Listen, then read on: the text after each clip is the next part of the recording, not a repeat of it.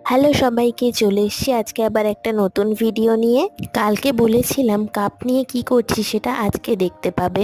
দেখেই বুঝতে পারছো এখানে আমি একটা অ্যান্টি গ্র্যাভিটি এফেক্ট দেওয়ার চেষ্টা করেছি। শেষ পর্যন্ত দেখে বলো আমি পেরেছি কিনা। এবারেই দেখতে পাবে একটা জিনিস হয়েছে।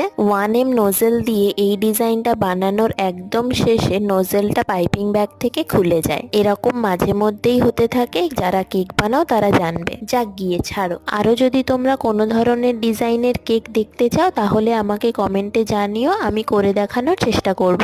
আর এখানে আমি কিছু আসল রসমালাই প্লেস করে দিলাম, তারপর আমি এর ওপর কিছু পেস্তা বাদাম ছড়িয়ে দিলাম। ফ্রস্টিং এর সময় ভিতরে দেওয়ার জন্য আমার কাছে তখন ক্রাশ পেস্তা ছিল না, শেষে ডিজাইনের সময় ভাবিকে বলায় করে এনে দিল। আর শেষে রসমালাইয়ের ওপর আমি কিছু গোল্ড ফ্লেক্স অ্যাড করেছিলাম, সেটার ভিডিও ক্লিপ আমার নেওয়া হয়নি। এই ভিডিওটা ছিল এই কেকের video last part. Thank you সবাইকে। নেক্সট কেকের ভিডিও তাড়াতাড়ি আসবে।